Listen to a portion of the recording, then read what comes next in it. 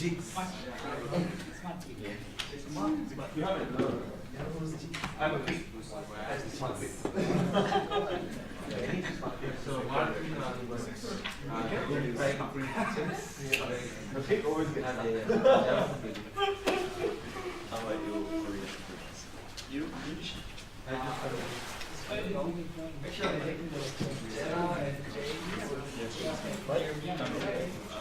just no.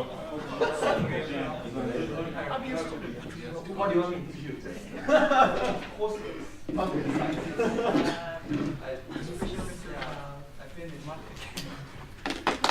I'll give you a 2 hours. How are you guys? Good. No, you crazy? How are you?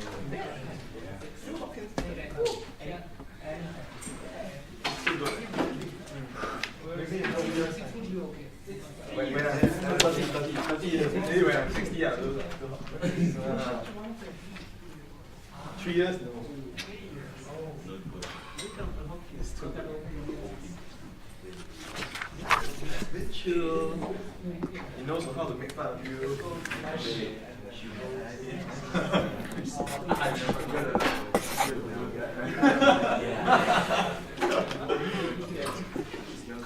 Come on, man. It's not hard, Today. Morning. Morning. Friday again. But I noticed many students left earlier to spend their Christmas holiday in advance. They miss important lecture today. Not really. I mean the knowledge, okay? We study for, not for exam. Okay. Like, we prepared lots of things in order to study how we can calculate the vortex-induced vibration. But in fact, the calculation of this is very simple because we are not going to study very complicated, for example, the CFD-based calculation, diffraction theory. We are just, in this module, we just want to learn a simple method. It is based on a parallel experience, not for mathematical calculation. Just read out, but we need to understand the approach. But before we do that, we should, that many students left, then we can recall something important, okay? Then we should remember, that at the beginning of this unit 2, I told you we should remember a few key parameters, okay? They are very important for this VIV calculation. The first one is Reynolds number, okay?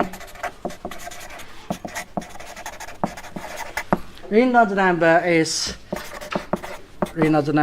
UD me, okay? Then we just review again. The second one is Q-Lagan Carpenter number. It is KC is UT over D. But I said Q-Lagan Carpenter number is only related to wave, not related to current, because T here is wave period, okay? The third one is vortex shedding frequency.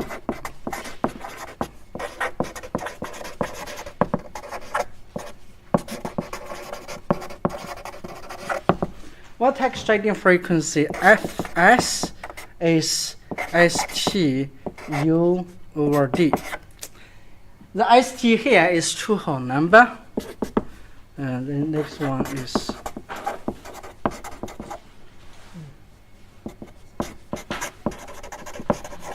true-Hall number. Then ST is equal to Fs D over U. And Fs is shedding frequency, okay?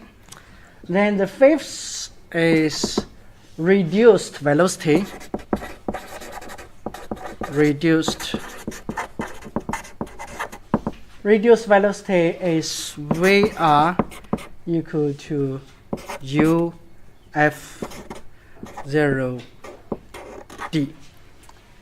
And in this formula, the F0 is the natural frequency of the structure. So it's not shedding frequency, okay? Okay, and in last lecture, we mentioned safety factor. Do you remember safety factor? Usually we take number 1.3, okay? For reduced velocity, when we do the calculation of reduced velocity, we should multiply safety factor or divide safety factor for reduced velocity. So if we cite it is a VR including safety factor, it should multiply or divide? Multiply. Because if we consider the worst condition, the velocity speed should be very large. So we should VR times F, gamma F, the safety factor, okay? Safety 6 is current flow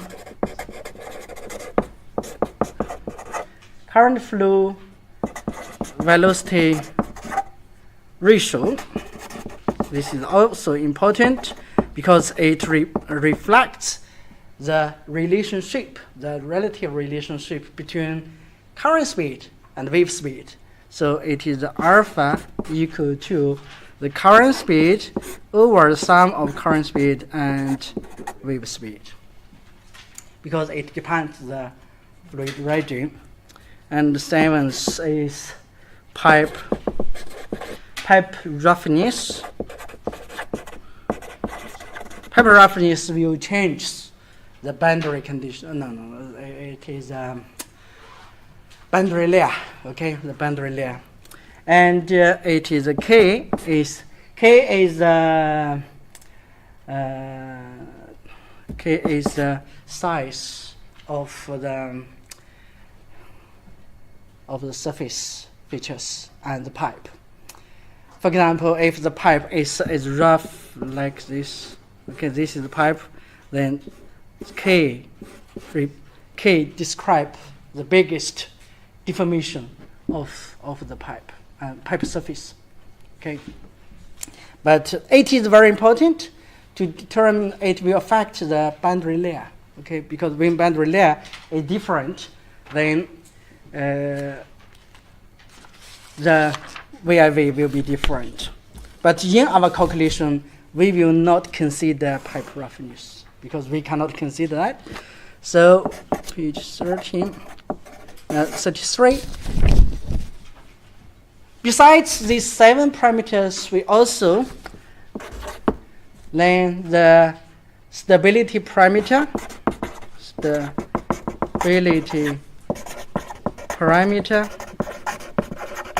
Okay, stability parameter.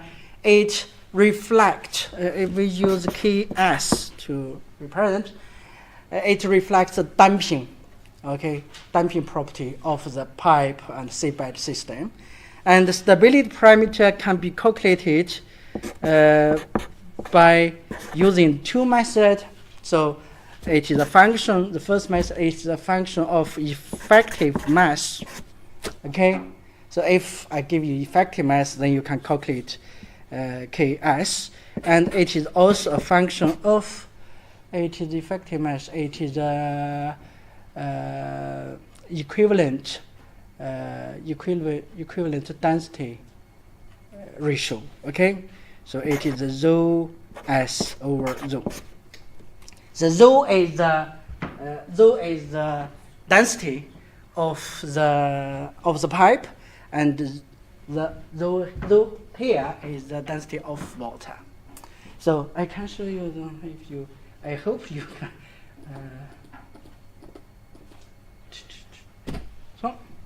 So if I give you the effective mass, then you can use this equation to calculate the Ks. And if I give you the effective, the specific mass ratio, then you can calculate. And in this equation, gamma tau is the total damping. So it consists of three parts: the structural damping, mainly the pipe; the soil damping, the seabed soil; and hydrodynamic damping is the fluid. So, but it's not matter. So, usually the value of gamma tau will be provided. Okay, so it can be calculated by using two approaches. The one approach is calculate stability parameter from effective mass. The second approach is can calculate stability parameter from specific mass ratio, density ratio. Okay. Then, if we know if we calculate Ks, then we need to consider stability and safety factor. Okay. If we consider safety factor,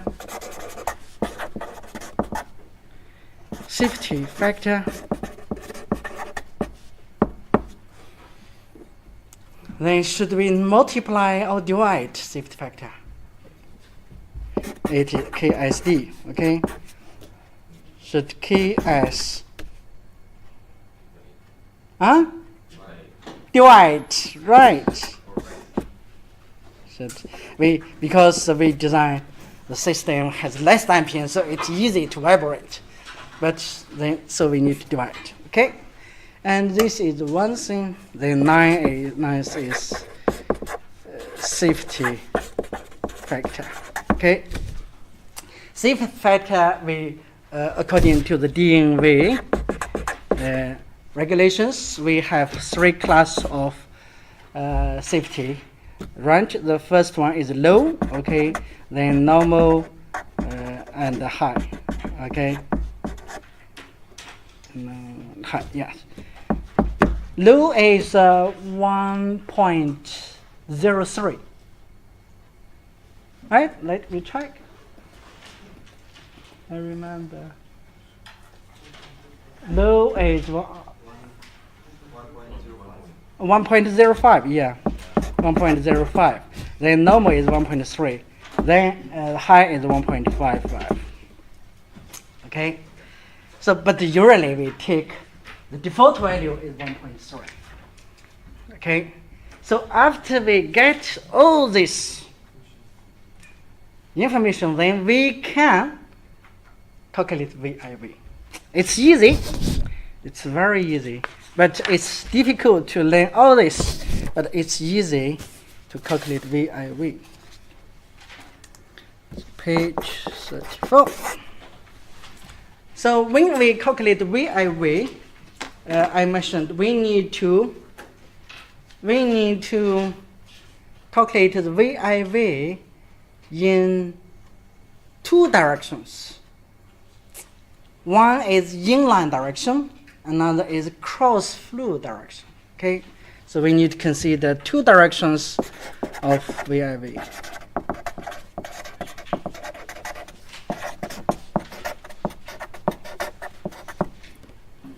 The first direction is inline direction.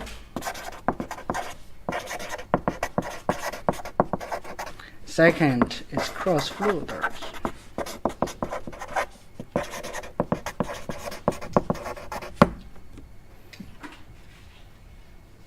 Inline direction, okay, that means, so if this is free gap, and this is our pipeline like this, okay. Inline direction is this direction or outside direction, okay, this direction. So what factor can affect the VIV in this direction?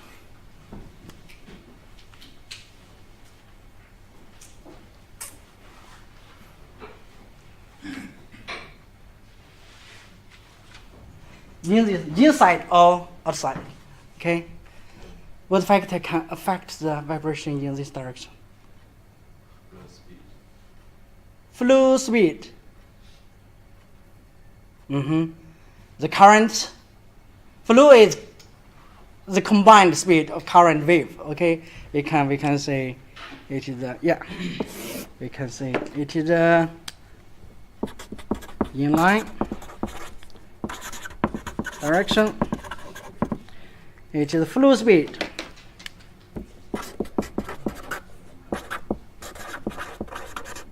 Flow speed is contributed by both current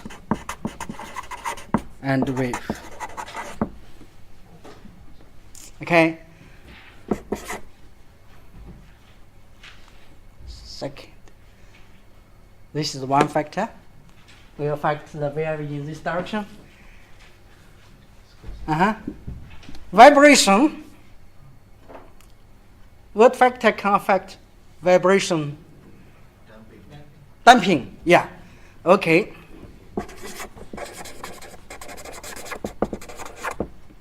Damping. Anything else?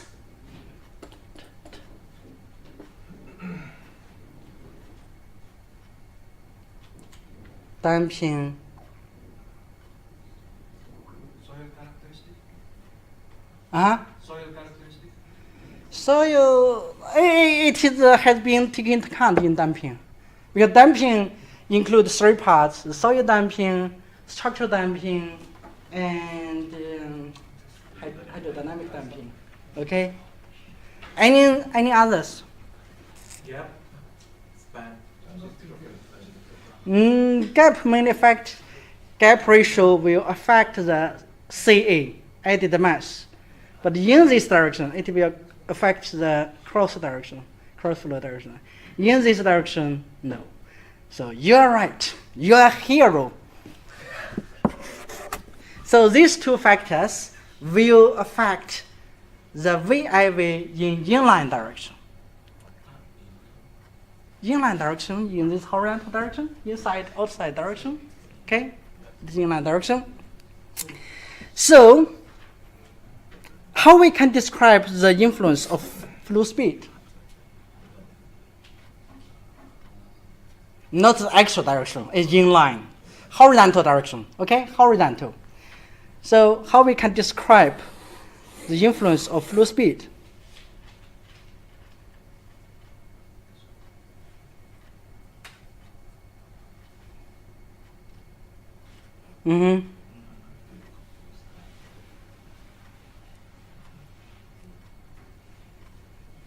Sorry, Dr. Yang, can you just explain what is this inline direction again? A bit confused. So the pipe is running from left. No, inline direction here. No, inline direction Yes. is usually inline direction is aligns with the flow speed.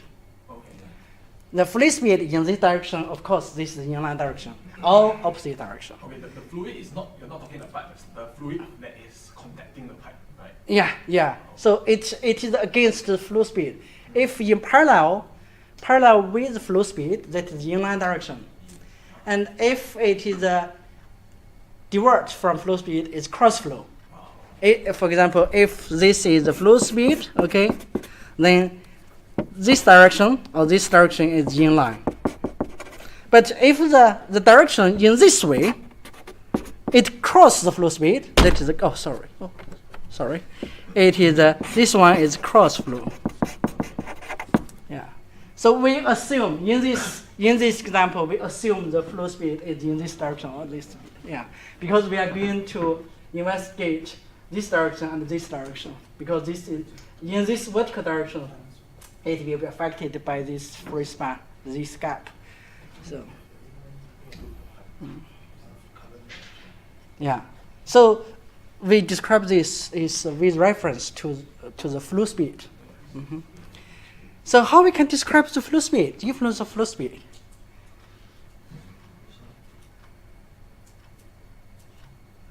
We have many methods. The first method, because it contributed by both current and wave, so we have one parameter we learned just now is current flow velocity ratio. Okay, current flow velocity ratio UW. Okay, so it represents the relationship between current and wave, but this parameter only reflects the relative relationship between current speed and wave speed. And then from this ratio, then we know if this ratio is larger than 0.8, remember that value? Yeah. If larger than 0.8, then we say the flow regime is dominated by current. But if the value is smaller than 0.5, I remember, or 0.5, then we say the fluid regime is dominated by wave. But whatever wave or current dominate the fluid regime, whether it will affect the vibration? No, because it only, from this, we only say which contribute to the fluid speed, which mainly contribute to fluid speed. So from this, yes, it reflects the relationship between current speed and wave speed, but from this we cannot say any useful information to affect the VIV. So for calculation of VIV, we don't care which one contributes to this fluid speed. We care the speed itself, okay? The speed is larger, then larger VIV. Speed is smaller, smaller VIV. So this one, the current flow velocity ratio, yeah, it reflects something about wave current, but it doesn't contribute to VIV, okay? So we Q8, no use. Among these 7 parameters, another factor can represent flow speed is reduced velocity, okay? When we introduce reduced velocity, page 35, reduced velocity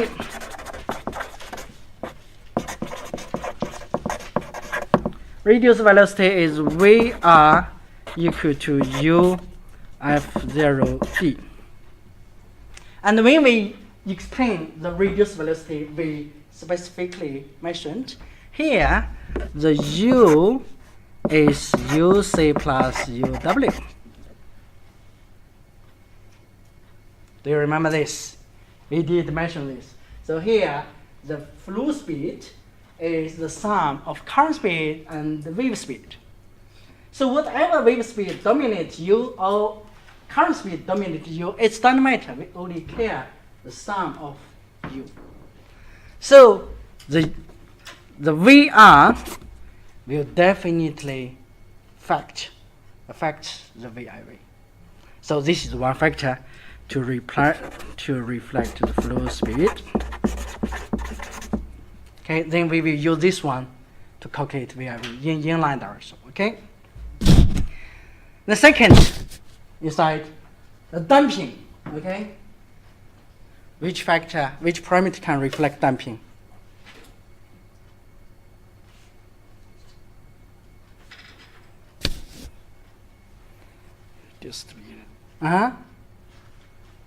Which factor can affect reflect damping? Stability parameter. Yeah, stability.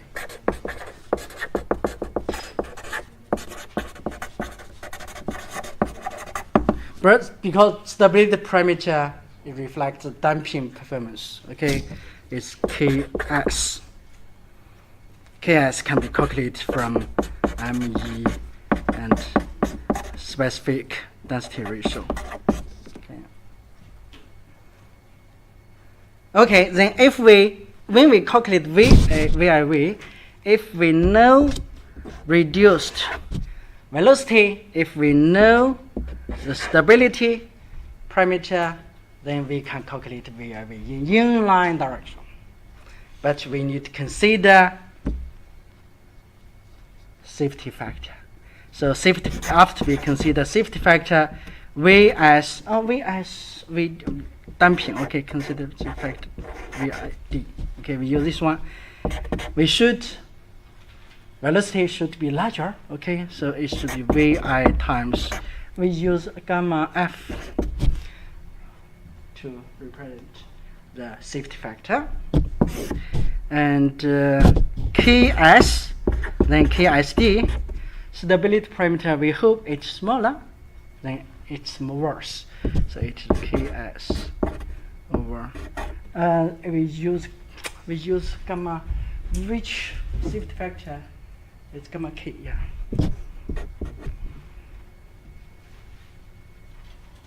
Right? And we can use both gamma F and gamma K. Take gamma K and F 1.3 is normal class.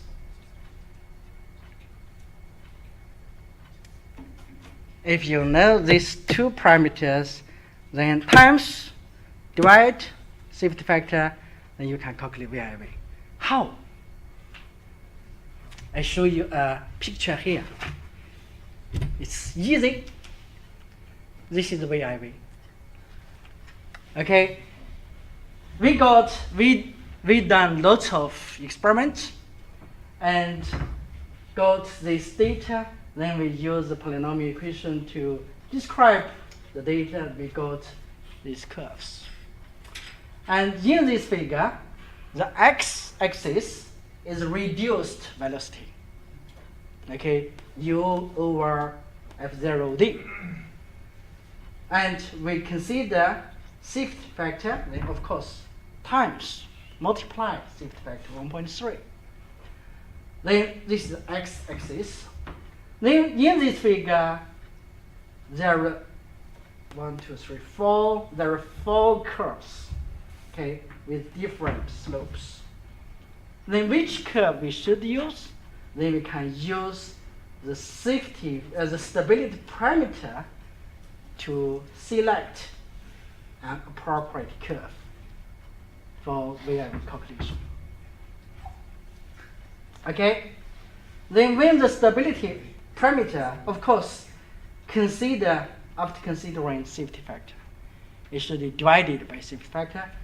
So if the result of KSD is 1.5, then we use this curve.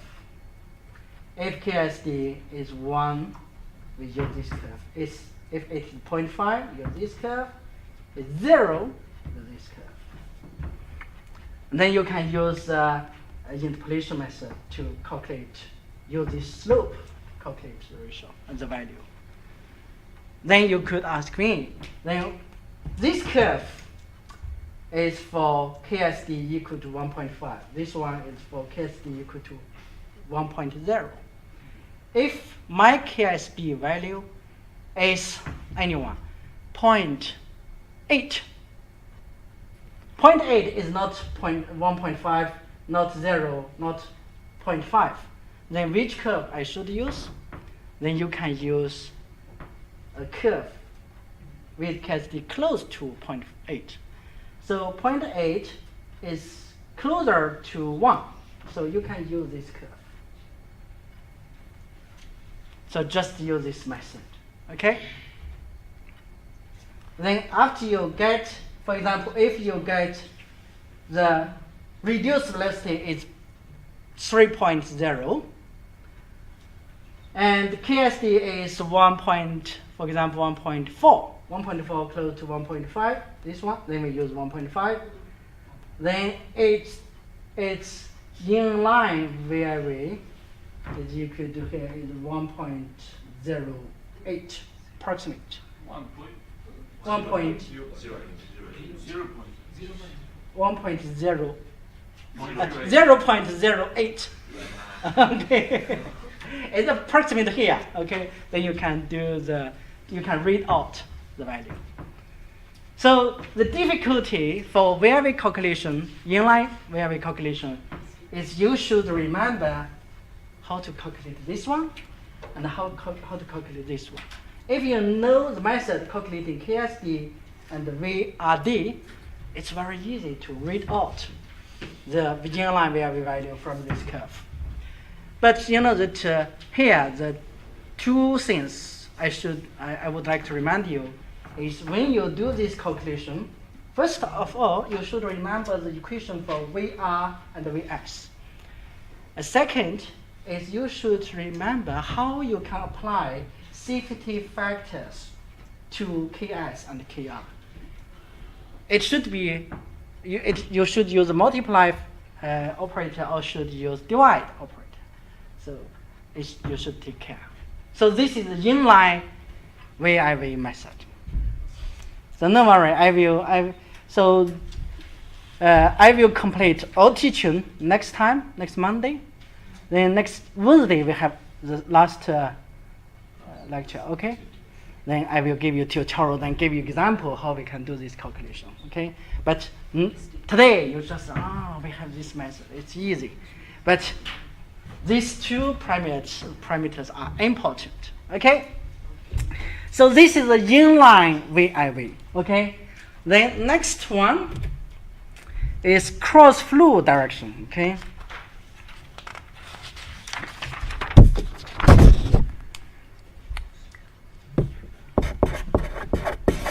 Cross flow direction.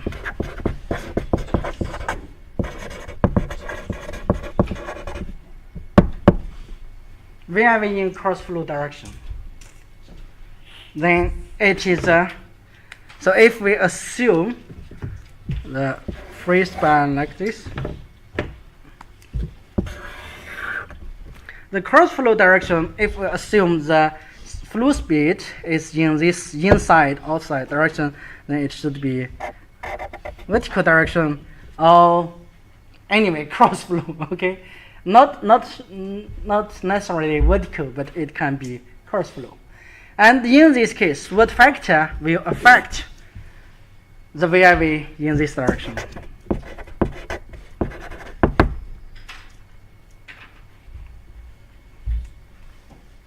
Imagine what factor will affect the VIV in this direction. So first of all, I think the flow speed still, okay, flow speed still affect the VIV, like the inline direction. So the flow speed. Second one is damping, okay, because we have considered both when we calculate inline direction.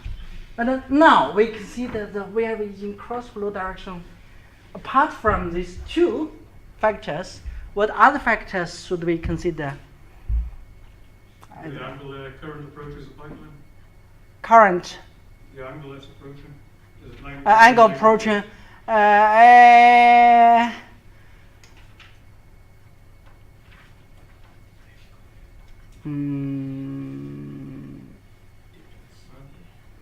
Yes, you're right. I think it will affect, but in here we are not going to consider so complex situation. But it will affect definitely, because when the angle of approaching is different, then the gap will have different influence. Yeah, but here we are not consider so complex things. So apart from flow speed, damping, gap ratio, yeah, because okay. In fact, gap ratio is related to approaching angle. It related to approaching angle. But here we just consider the simple method, because we said when we consider the cross flow, we just use the gap. We just use the maximum gap as I evaluate the gap ratio. But when we consider the inline direction, the gap is average of the middle 1/3. Okay? So remember that? So here we only consider the largest gap. So we don't consider the approach angle. But it is important as well. But here we don't consider that. So gap ratio, because gap ratio will affect I did the math, okay?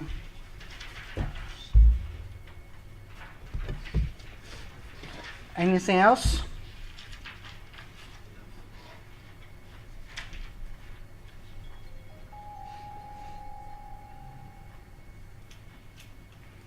Different from inline, then the cross flow direction, we should consider, because in cross flow, usually the current speed is in horizontal direction, right?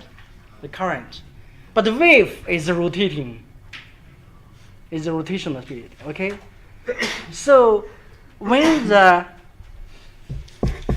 flow velocity, current flow velocity ratio alpha is different, that means the influence of wave will be different. So that will affect VIV, right? So UC plus UW. Because in this cross flow direction, the wave will play more significant role. And then this is the relationship between current and wave. Then once we get the wave, then we should consider the influence of wave. How we can describe the strength of wave. Then in the 7 parameter, we use Q lagging coupling number.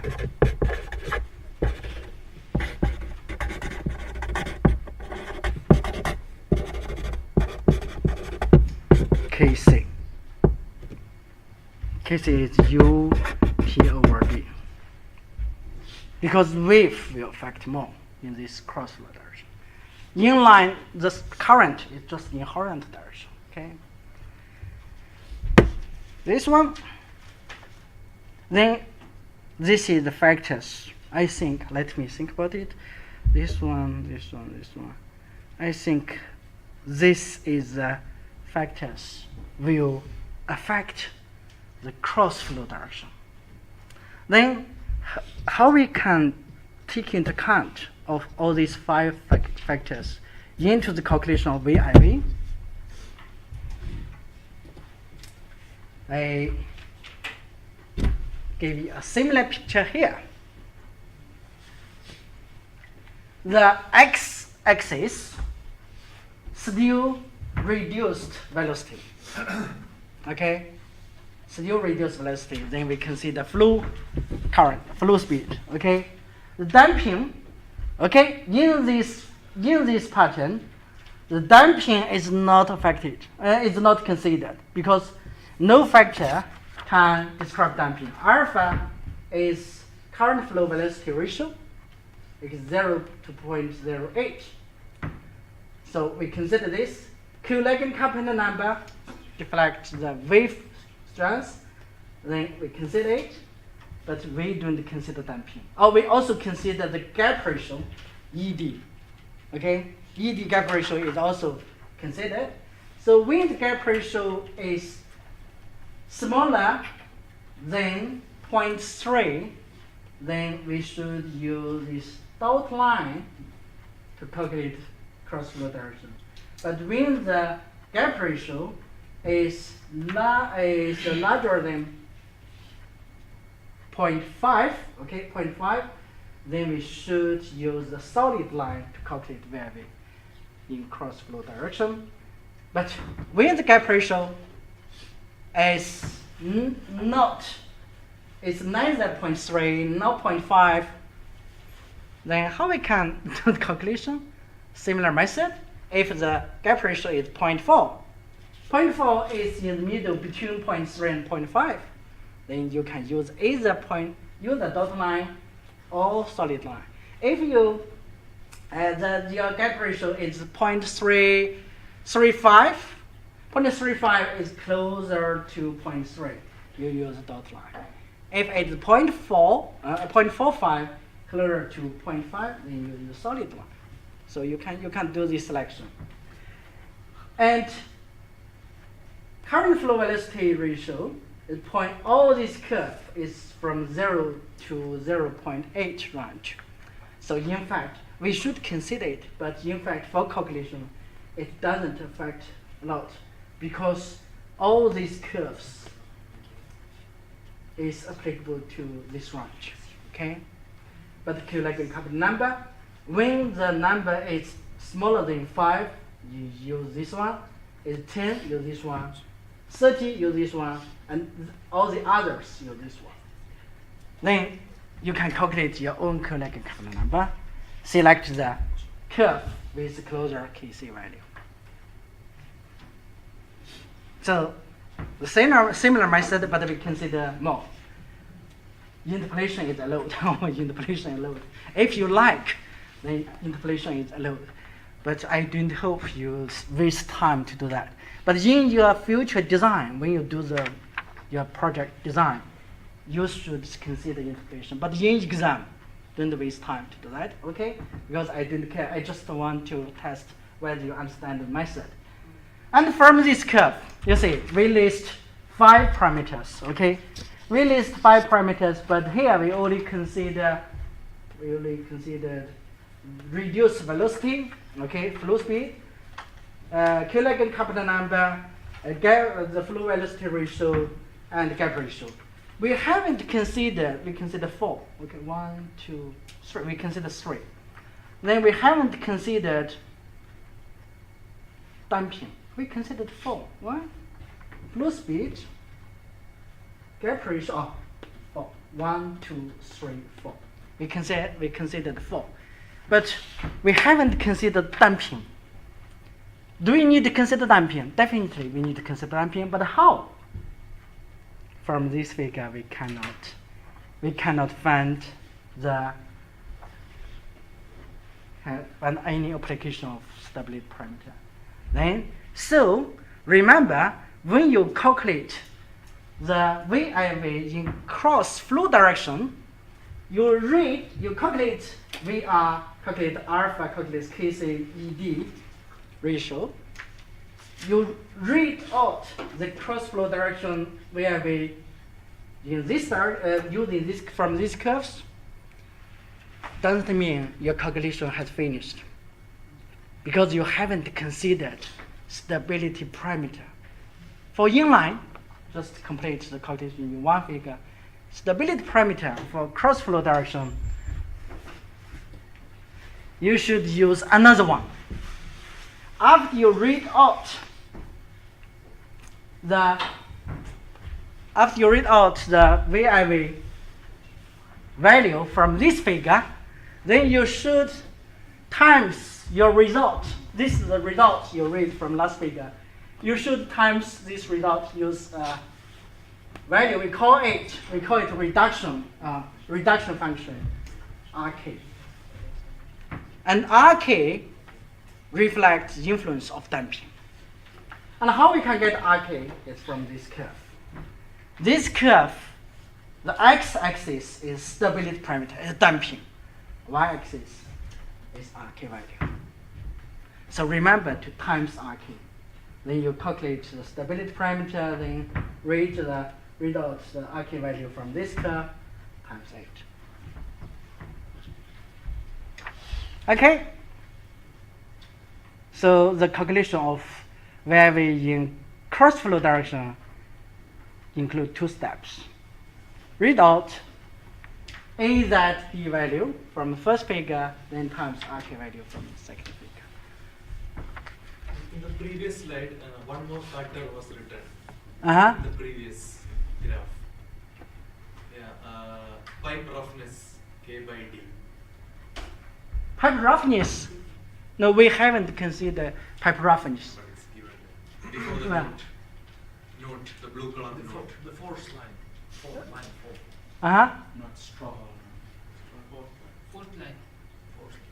After Strouhal number ST equals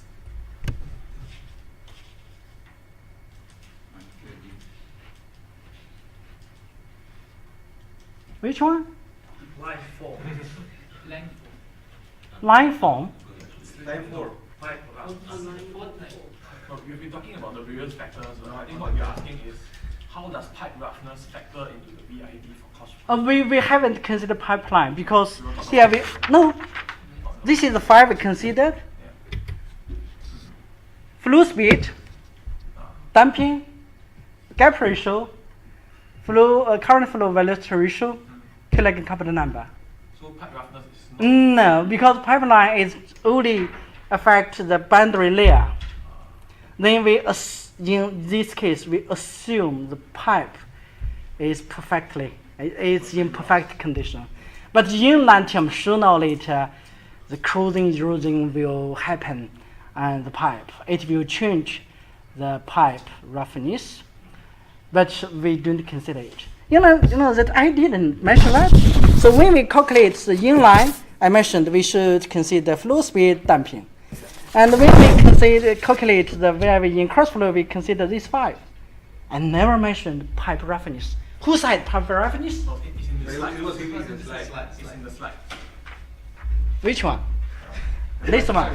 This one. No, the PowerPoint. The PowerPoint. Yeah, there is one factor that says pipe roughness. That's why we're asking. On the 4th line from the top. Let me have a look. Where is that one? 4th line from the top. Uh-huh.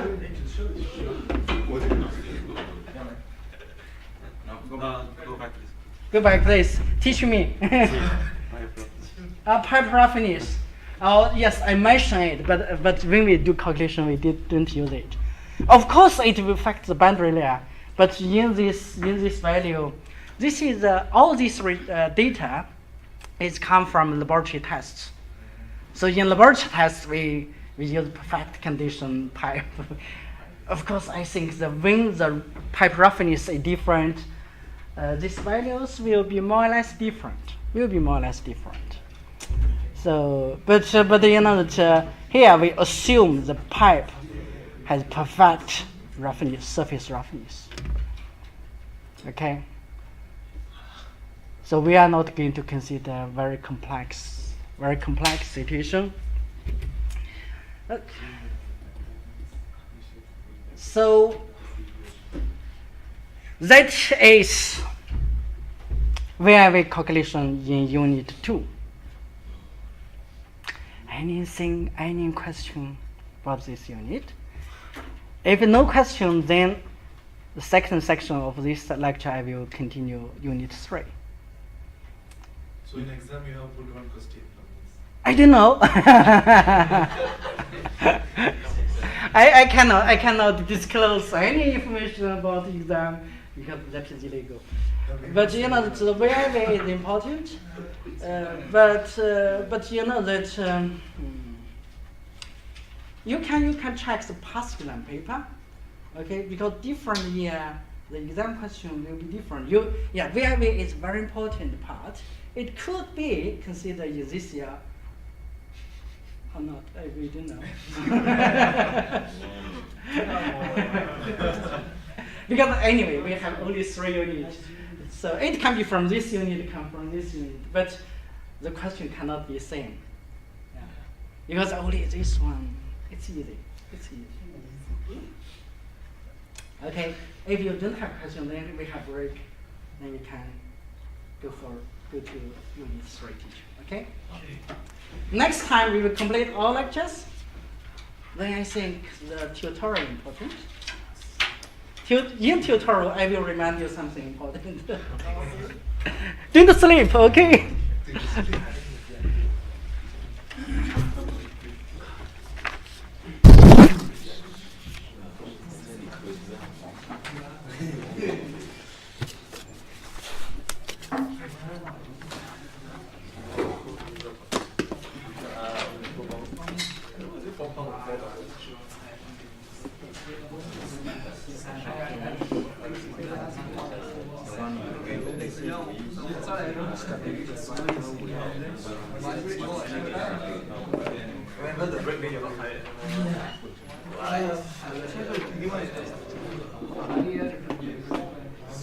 그래서 어제 하루 종일 근데 많이 늘더라고요. 좀 습관이 돼서 하루 종일 다 해놨거든요.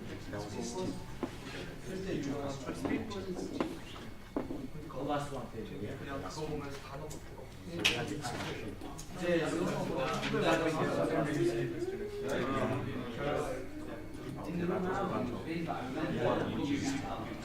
이번 파일 제일 재밌는 거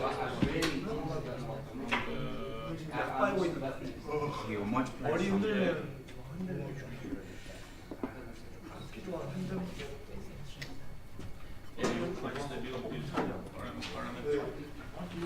And then you find this factor from the table positive. So I think I'm okay with that. And you multiply it with the VID you found. I understand what's the problem about this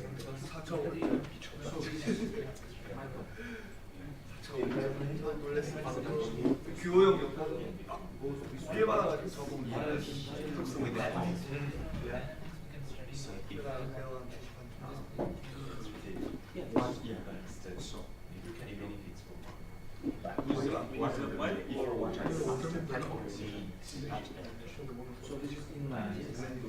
when you are looking at the cross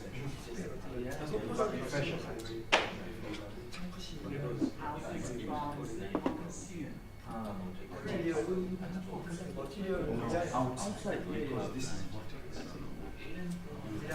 which comes this way parallel. But remember, you know why I'm okay with this? A swirling kaleidoscope of broken buildings and used to having close.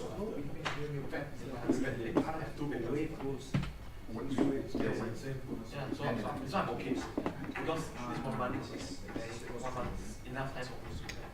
I understand some of us first language is English, but it might be a bit hard. Attendance sheet. Where is the attendance sheet? Yes. Someone eat that first. Oh, sorry.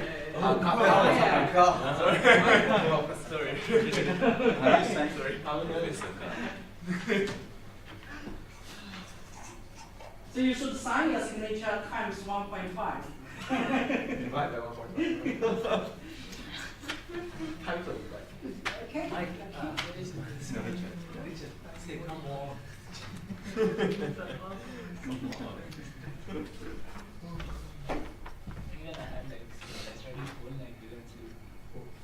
Any plan for your Christmas? I did once and never did it. Drink? No? Yeah, we can go for drink.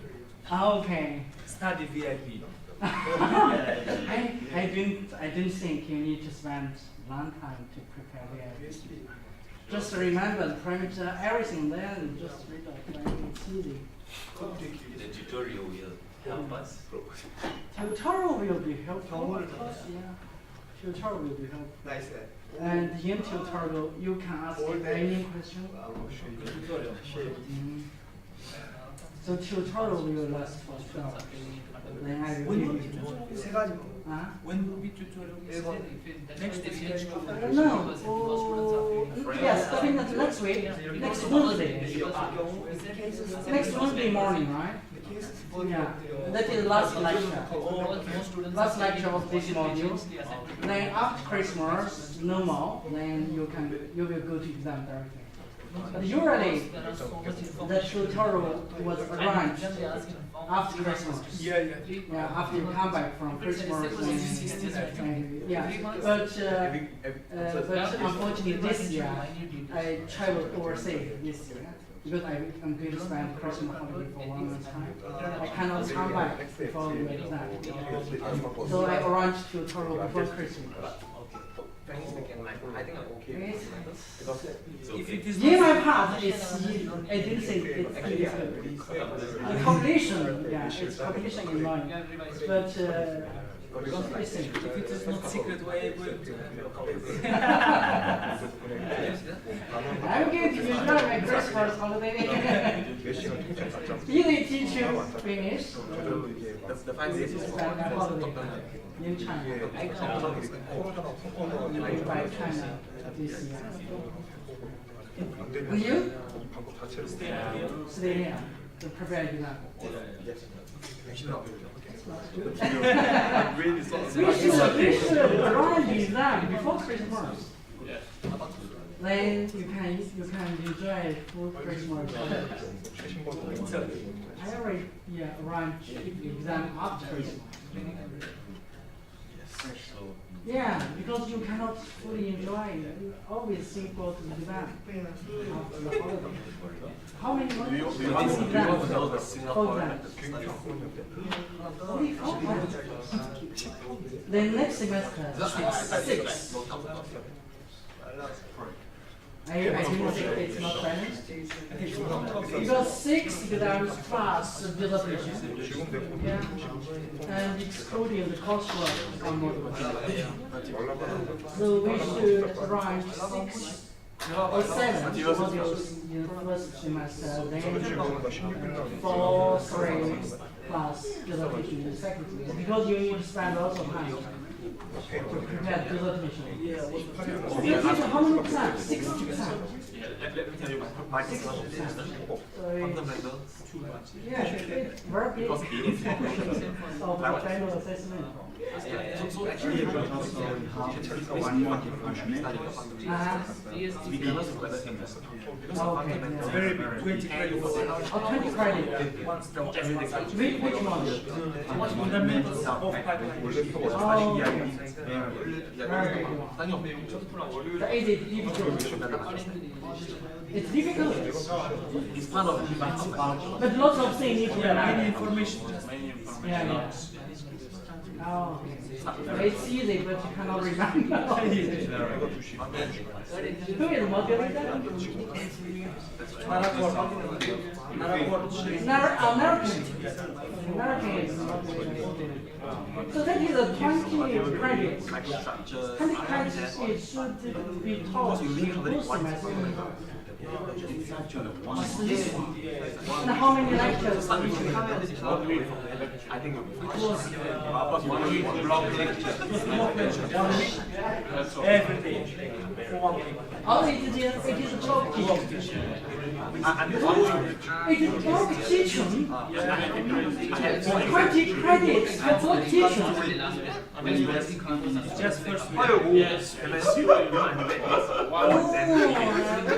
fine. And it's the foundation of Yeah, you know, it's only 1 week time, then for 20 credits. You know, the block teaching but the block teaching is designed because they cannot go to too many holidays. For example, they are full-time job, they have full-time jobs. So they can only ask 1 week time to come to university to study. Then we give block teaching, then we finish the teaching and also exam in 1 week time. But we will teach very simple because the students cannot remember. Because they don't have time to prepare exam. So very simple. But that module only 10 credits, not 20. If 20 credits means that is very important module. Yeah, most important module. You cannot teach module like this. It should, you know, I relate the module of electrical engineering. It is 20 credits for offline university. But it is 20, but I will teach the modules in both semesters. The first semester, 2 credits, second semester, 3 credits. It is a normal module. So once a week, every 2 hours. So then students can practice and do lots of things. 1 week after every day. 3 days, every day exam. Okay. And the last 30 days is Yeah. It's not really a holiday. it's not. You can go For out. example, in 8 months of the first exam, but you I'm gonna bring my know, 19 second exam, like first one fundamentals. Yes. It's not good sequence. Without getting Without without any spare time. You know, I think each student should report these notes to the school, then we can reschedule. So next semester, then next year, then we can reschedule the writing and how we can achieve it. Because I do think the 20 credits using block teaching method is wrong. Last year, they are also the other guys. They also have the same thing. They will also do the timetable same matter. But the guys they complain about that, they schedule them. Reschedule. So precious.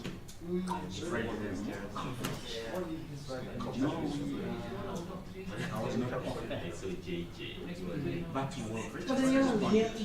in this semester, whether you have any spare time, you can read. So, for example, today, apart from lecture, do you have other lectures? Until 1 o'clock. Coffee is Until 1 o'clock. Until 1 o'clock, we have 2 more lectures. After So, your lecture. okay. Then after 1, then free. So why don't you arrange lecture from 2 to 4? We are into the proposal, trying to come up with a proposal. The proposal. Then from Monday to Thursday, any spare, any time slot? No, it depends. No, this week. Do you have any time slot from Monday to If you have time slot, then you can ask to arrange the block teaching in this time slot.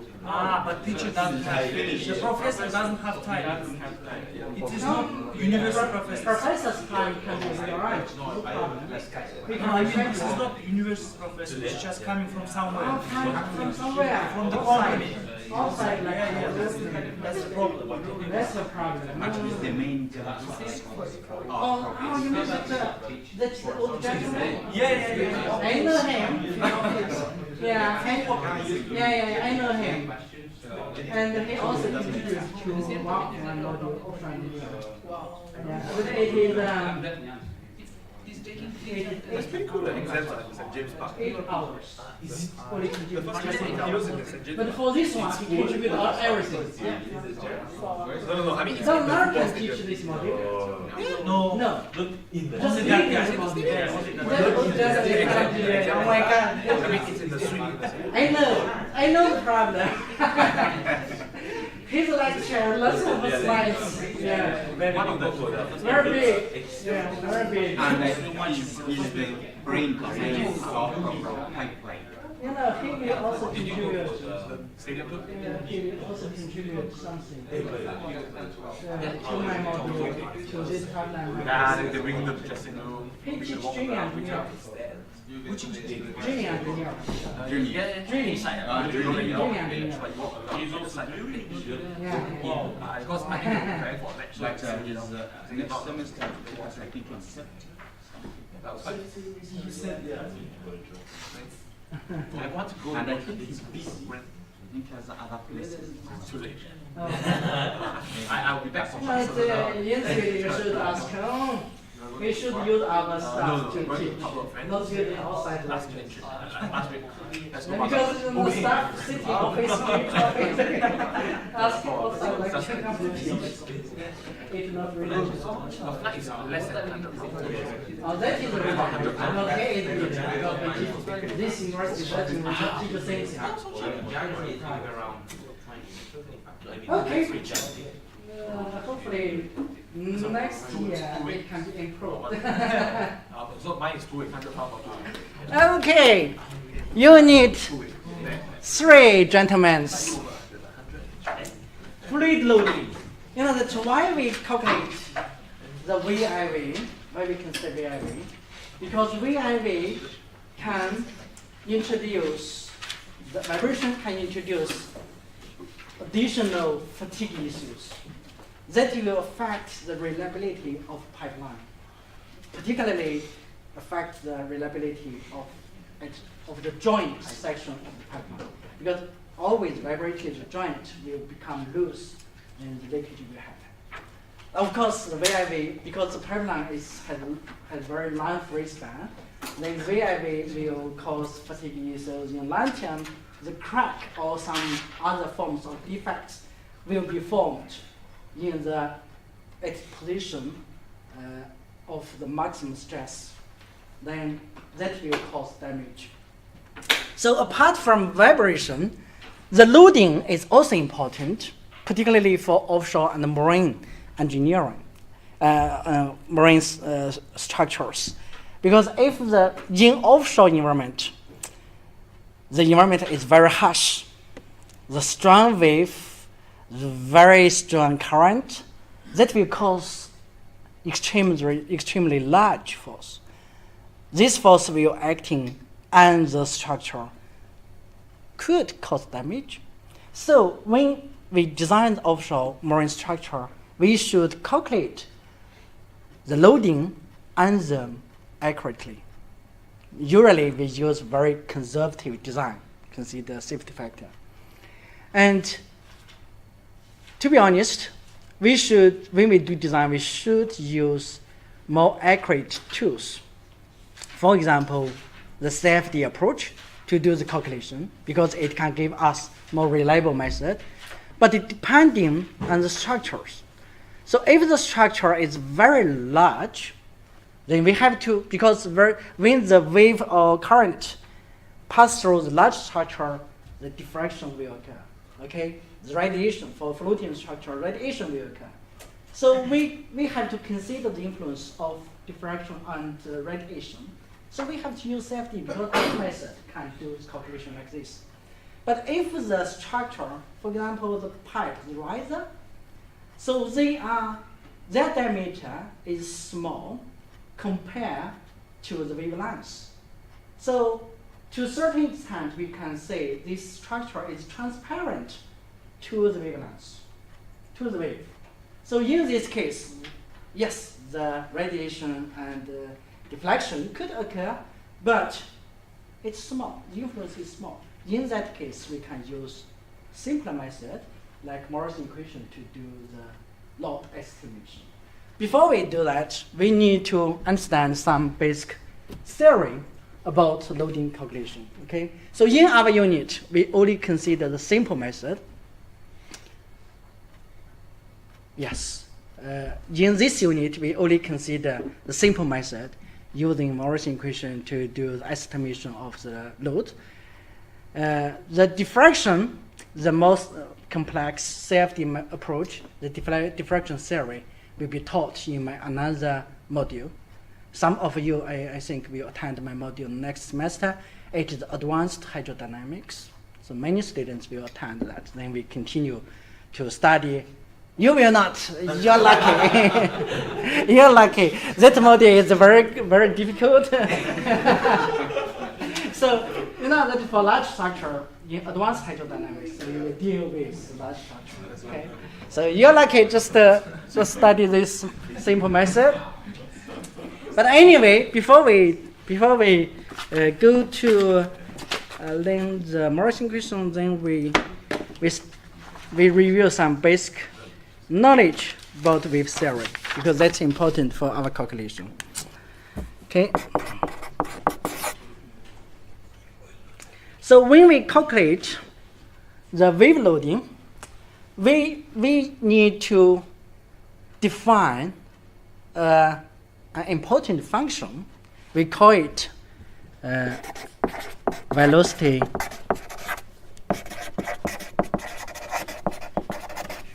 potential function. Do you know this? Do you know this? What is velocity potential function? Ratio. Uh-huh. Something related to area. Something like to Area. area. Yeah. Differential of. Partial differential. Yeah. But why we use this? So, in essence, the velocity potential function is a mathematical equation to describe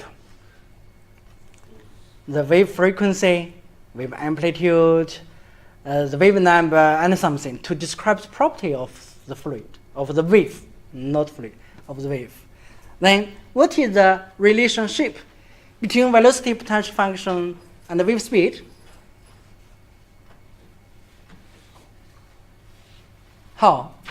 So usually we use 6 degrees of freedom to describe the motion of the structure or of the fluid. Okay, then we consider x, y, z direction. So it is the heave direction. This is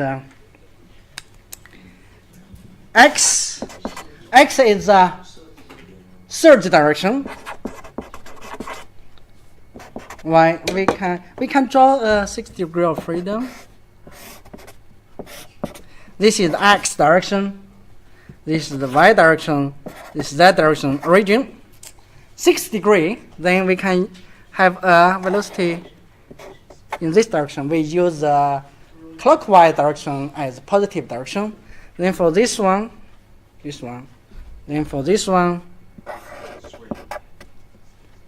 right? We use clockwise. Then we go this one. Okay. This is omega X, omega Y, omega Z. This is 6 degree of freedom. Okay.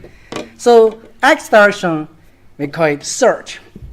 Y direction sway. And Z direction heave. And then omega X, omega Y, omega Z. Omega X is rho, Y, pitch, Z,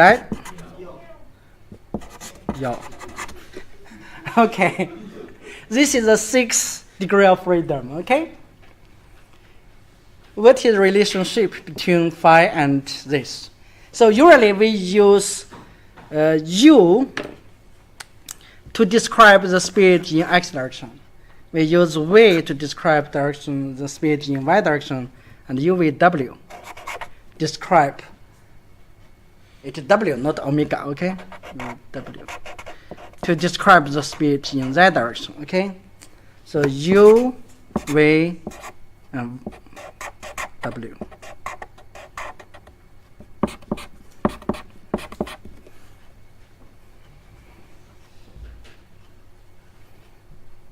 How to calculate UVW?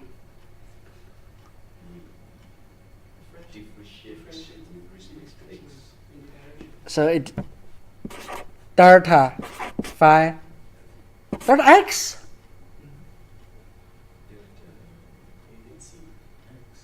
Huh?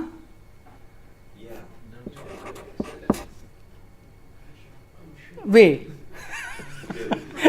Not sure. I'm sure. Okay, good. This one is delta phi delta y, delta phi delta z. Okay? So this is a relationship between velocity potential function and the velocity in 3 directions. But you know that this one, UVW, is in Cartesian coordinate system, is UVW. But sometimes we use another coordinate system. This is the origin. Then we use the radius r and also the rotational speed omega.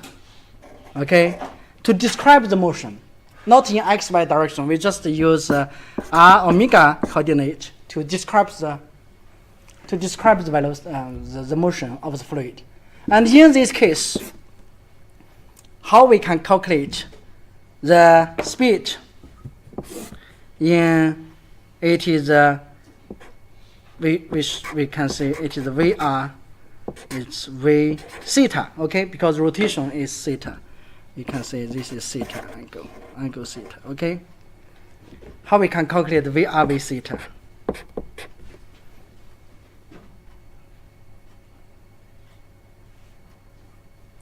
U is velocity in x direction. So it can be calculated by use delta phi delta x. Y is velocity in y direction, so it can be calculated by delta phi delta y. It is velocity in z direction, so w delta phi delta z.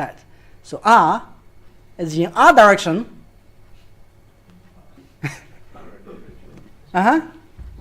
It should be delta phi delta r. Right? So in that direction. Theta in rotational speed. is delta phi delta theta. Okay, but delta phi delta theta is along this rotational speed is linear speed. Okay, it's linear speed. Just the UVW is linear speed. It's not angle. Okay, angular speed. R is also linear speed. But when you consider the rotational speed, delta phi delta theta, you just if this is radius, you just go to the VR here in this theta direction. This is delta phi delta theta is VR.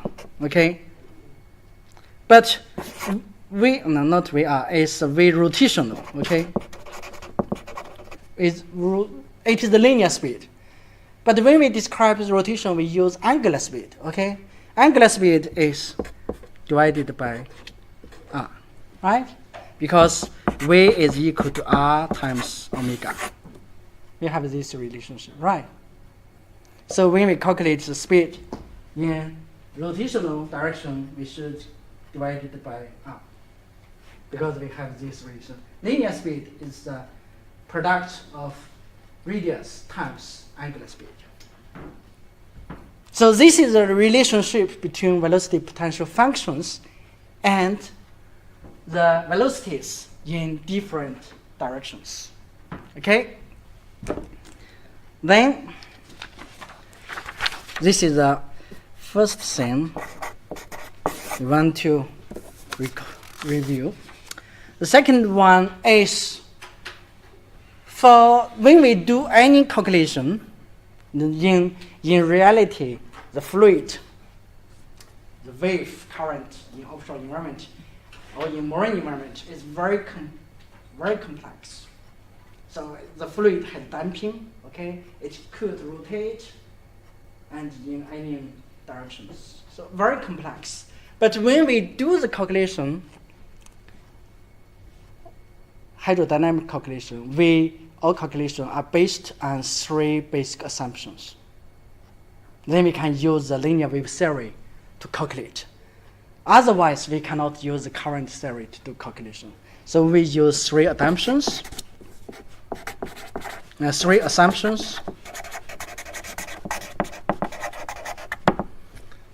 For linear theory calculation.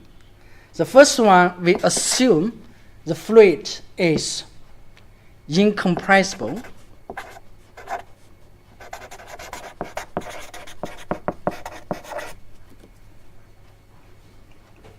But air, when we this is hydrodynamics.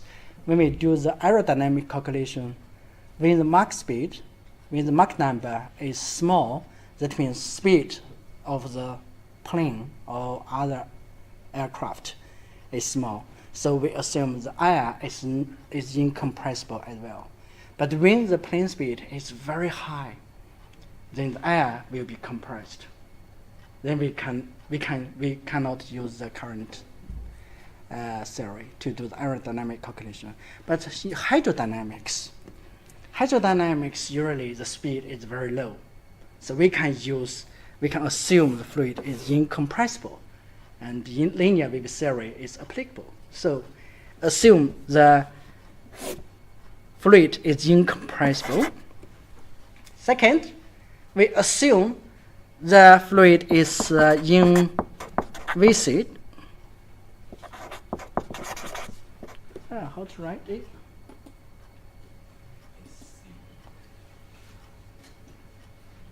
As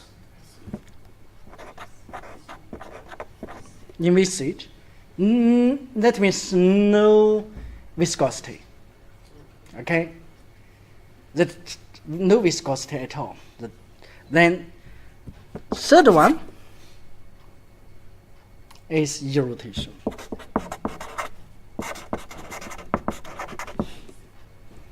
Rotation. But in fact, inviscid and rotation is the same one.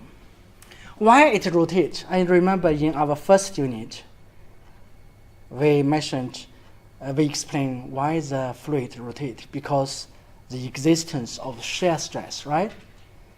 But if it is inviscid between different layers, no friction at all, of course, no rotation. So in fact, these two are the same assumption. If the fluid is inviscid, the rotation condition will be satisfied. So we cite 3 assumptions. In fact, it is 2 because inviscid and rotation is same. Okay. Then incompressible is easy to imagine. Yes, it is not compressed. But incompressible, how we can, in other words, I ask you a question. How we can describe incompressible fluid using mathematical method? Density is constant? Density is constant, definitely.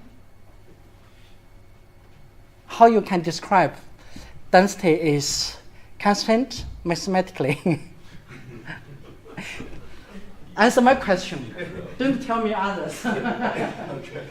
I know. If it is incompressible, of course the density will not change a lot of time. How we can describe this mathematically?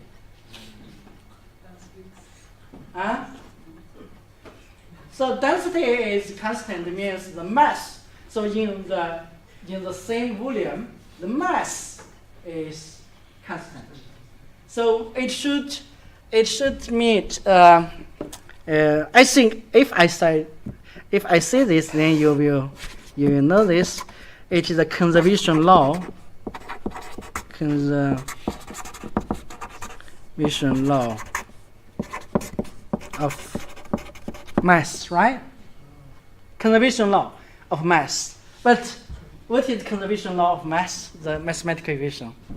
Do you remember?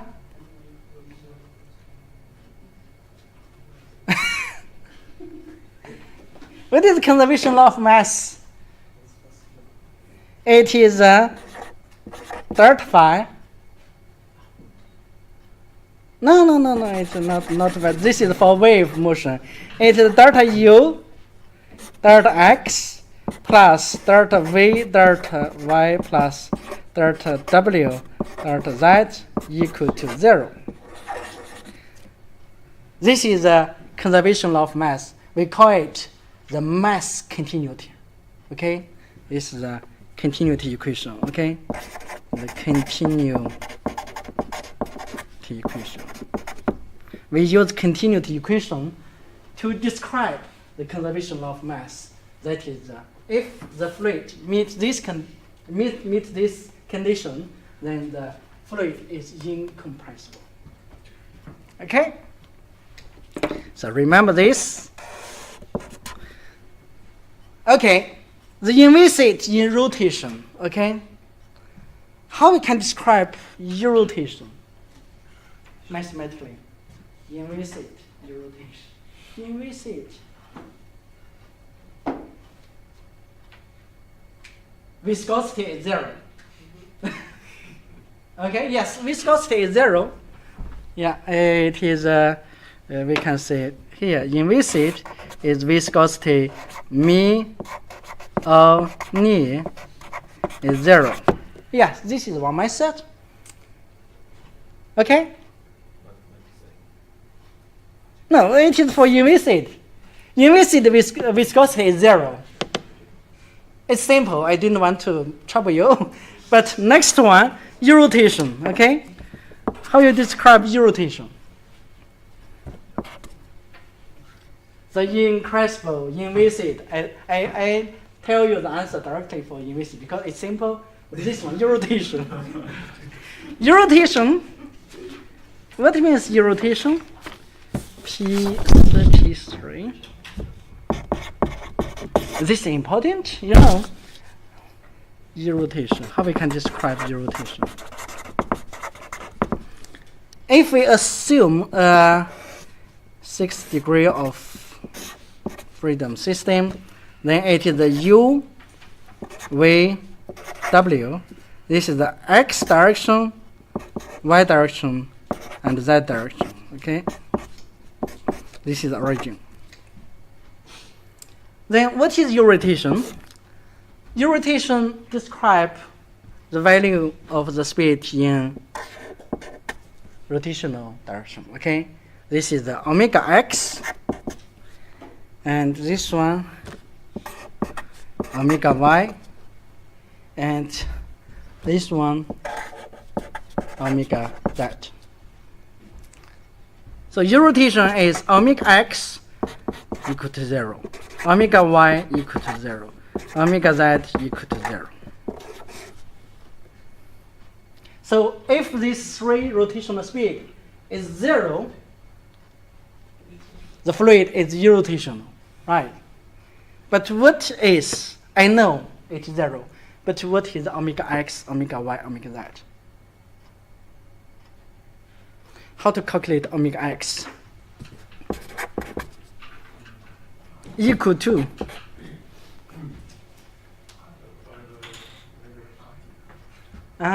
so omega x is rotate in this clockwise direction, okay? So it will be affected by the fluid speed in y direction and the fluid speed in z direction, okay? So if the fluid speed in this direction, fluid in this direction changes, the rotational direction of omega x will change, right? So it will be, so omega x is a function of v and w, right? So it will be affected by v and w.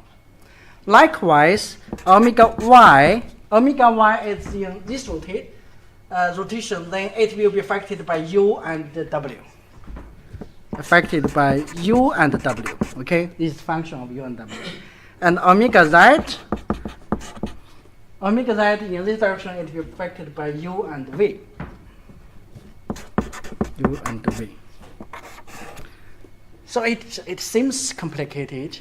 No worry, we do it step by step, okay? So we know it should be 0, okay? Then it is the omega x affected by u, v and w, omega y affected by w and u, and z affected by v and u, okay? But what this function is? The function this, we can, because we take omega x as an example, affected by u and w, we can use average. We can use average value of the average influence of u and w to calculate the omega x. So average, then we assume they play the same role. So average, of course, it is the half, okay? Because two factors. Average influence. But what is the influence of omega x is uw? What is the influence of v and w and omega x? We use clockwise direction as positive direction.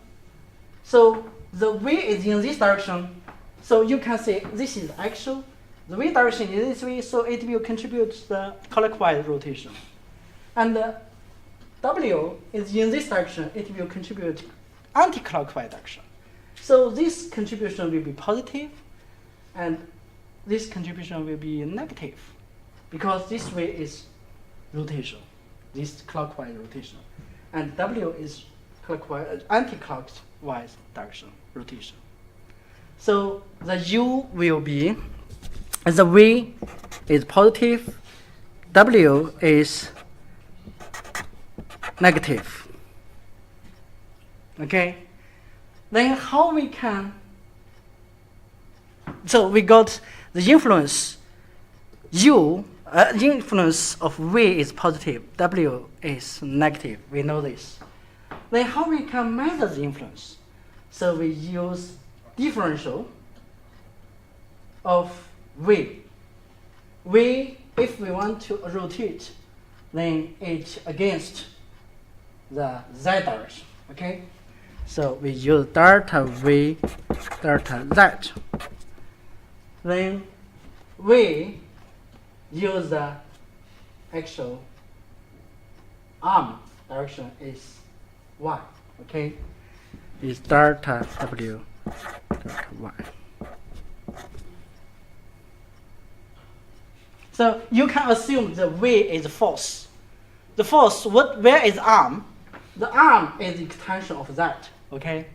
So the force arm then rotate in clockwise. And W is force, then rotate in anti-clockwise direction against x-axis, then arm is y, so delta y. This is the average. It's omega x. Likewise, omega y, of course, it is half. Then which one is positive, which one is negative influence? Omega y is here, okay? It is affected by u and w. Because it is clockwise, that by this one, okay? We clockwise, then by the omega is in this direction, so it rotates in clockwise direction. So omega should be positive. And u is in this direction. Of course, it's anti-clock, so it should be negative. So we know that W is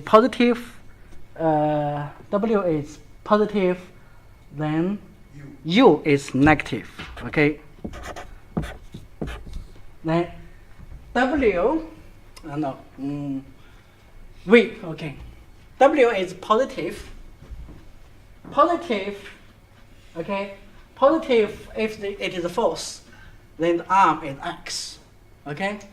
So delta W delta x. The V, U here. So it is the anti-clockwise, so the arm is Z.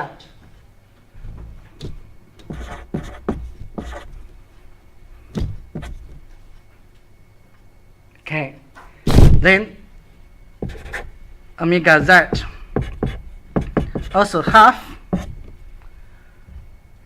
That is clockwise. Clockwise, then is U is rotated in this direction, clockwise. So U is positive. Who is negative?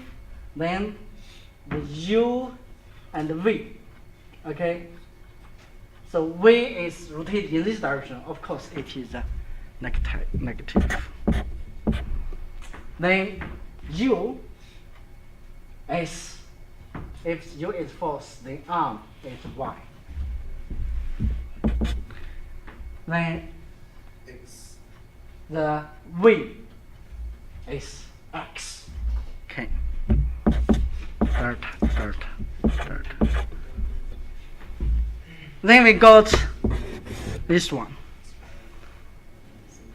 Then from this equation, because we got the basic description of a rotational fluid, is omega x equal to 0, omega y equal to 0, omega z equal to 0. So these three should be equal to 0. Okay? Then we got the first equation is V z equal to W y. W x equal to U delta z. Then delta U delta y equal to delta V delta x. So this three equation is description, mathematical description of a rotational fluid. Is it difficult? Easy? Complicated? No worry, I can teach you a simple method. Okay? Simple method, because I just want you to understand where this equation come from. It come from here, okay? But if you don't want, you are lazy, you don't want to understand so deep things, no worry. I can teach you simple method how we can describe your rotational fluid simply, okay? How? So you just write, because your rotation is related to UVW, okay? Affected by UVW. And you say U we, this relationship with each other, U, W, V, W, right? Then you can write. Then of course delta, okay, differential. They will be equal to each other, okay, equal. Then now we need to find where we should write here. X. Because U, no, not X. No, this is the U. U is the speed in X direction. U is in X direction, right? So U is the speed in X direction, so X should be here. Delta X. And V is the speed in Y direction, so Y should be here. Delta Y. Then U is here, so here is delta X. W, delta Z. And V, here is delta Y. And W, delta Z. As you see, UV, okay, is this one. UW is this one, okay, and VW is this one. Easy, but the process is difficult to understand. Okay, but what? The process of derivation. Yeah, derivation you should. Yeah, derivation from the 6 degree of freedom. So in fact, it is the talk theory. Okay, but no worry. If you only remember, you can remember this. How we can get this equation? That's enough. Okay, that's enough because we are not advanced hydrodynamics. Okay, so this is the relation between the velocity potential function and velocities. Okay, how we can describe these 3 basic assumptions. Then we got here. When we describe the condition assumption incompressible, we use the conservation law of mass. We got this continuity equation. Okay.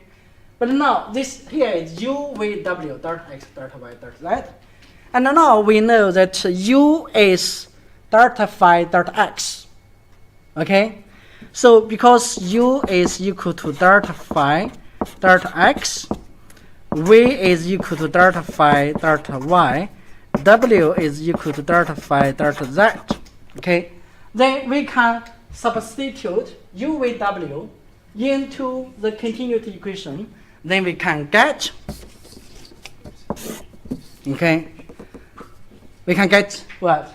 So U delta X, U is delta phi delta X, so it will be delta phi second order, delta X square, Y is delta phi delta Y square, delta phi delta Z square is equal to 0. What's this? What is this equation? Yeah, it is Laplace.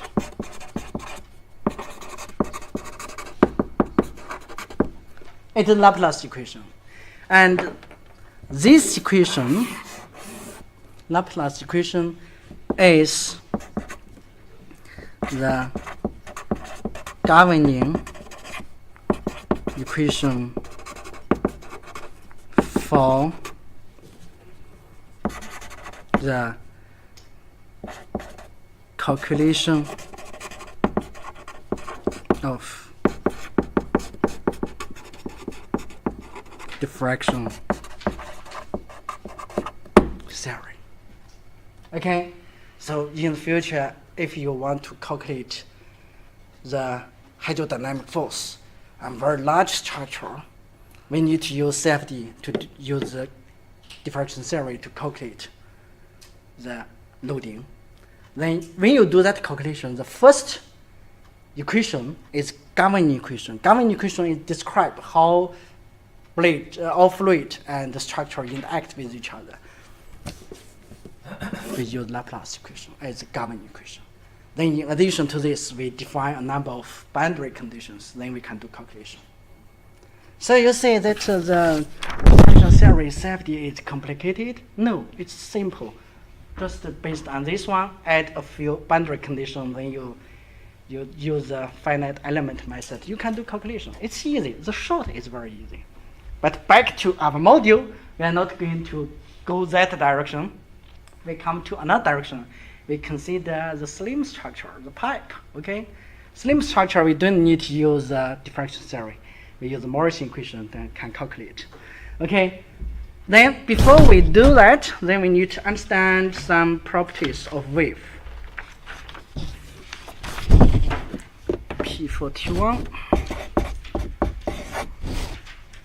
The wave, when we consider a wave, then we need to get some basic things, okay? This is the wave, okay? If we say this is the free, so this line is free water surface.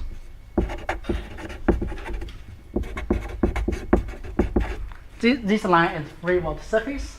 You see the wave is not symmetric, okay? Above the free water surface is this distance, okay? The elevation is this, very big elevation. Below the free water surface, elevation is this. So we call this one, so from this point to the free water surface, this is, Height. no, it's not height. This is why no, not amplitude. Crest. Yeah. So this distance is, we call it crest. So it is the distance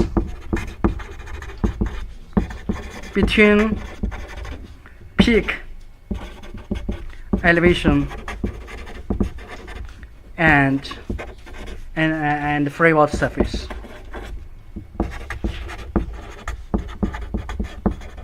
Okay, then here the distance between free water surface and the peak here, the bottom peak, is trough. Okay, the distance between peak elevation and this is positive direction. Okay, this is a negative direction, and the free water surface. So this is the truth. Okay. Then what is the wave height? Wave height is the plus of them. Okay, is the crest plus 12. The crest is not necessarily equal to 12. It can be different. Then this is the wave height. What is the wave amplitude?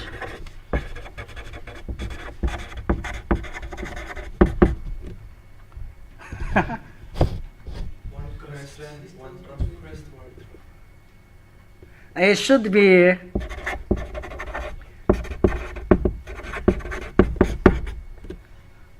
half wave height.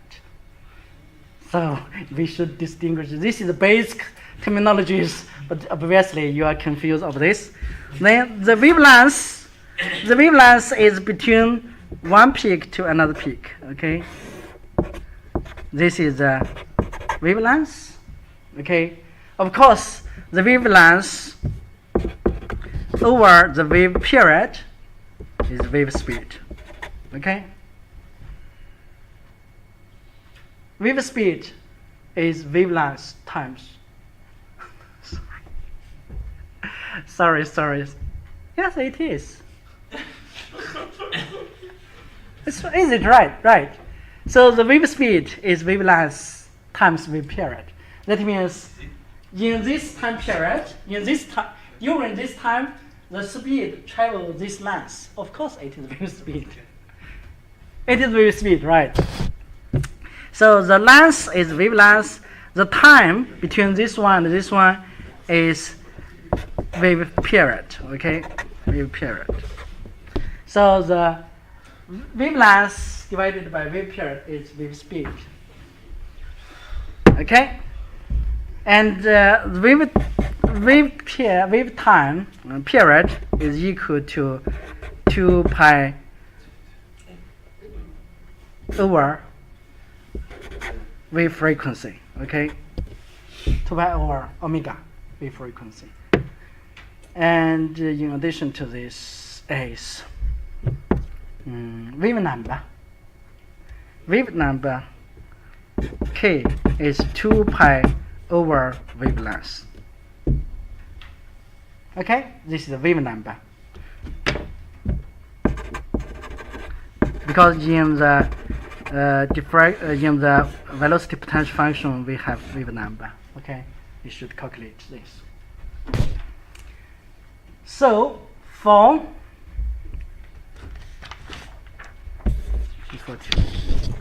P42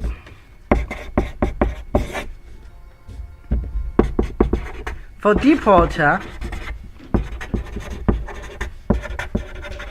wave, not for dipole waves. Okay, the particle of the fluid rotate in circular orbit. Okay, but its energy will decrease gradually with length, and its energy disappear completely at half wavelength. If we use this one, okay, it's half wavelength. Then if we assume this one is C band, okay, the water depth is D. Water depth is D. D. This is the bed.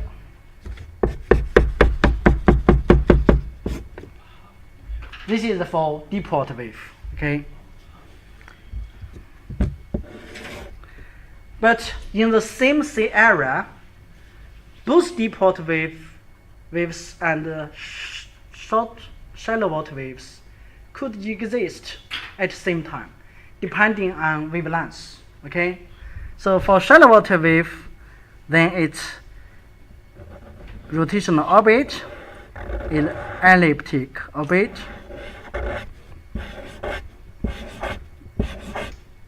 and its energy never decrease. It's constant along the whole water depth. Is for shallow water waves. This one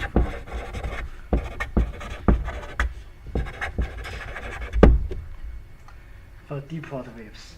And for deep water wave and shallow water waves, we will use different velocity potential functions to describe their properties. So the equation will be different. Okay, I can show you the equation. Where is the equation? In this module I didn't list out the equation. So we will use different velocity potential functions to describe this. But usually in the calculation we only consider deep water wave because the equation is relatively simpler. But for shallow water waves, the equation is more complicated. So we still have 5 minutes. Another class. Okay, then today we just stop here. The next time we continue. Okay, see you next Monday. Okay. Tuesday? Next Tuesday. Okay, see you next Tuesday. Okay. Have a good weekend. You too. Okay, plan your Christmas holiday. All right. Okay.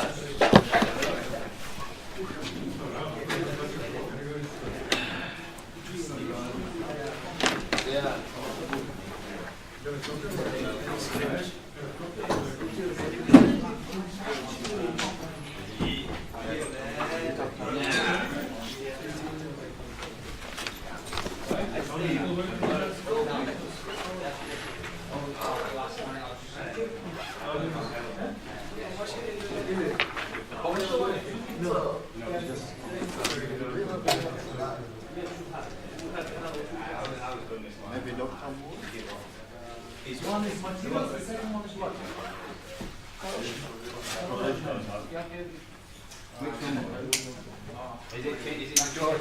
Huh?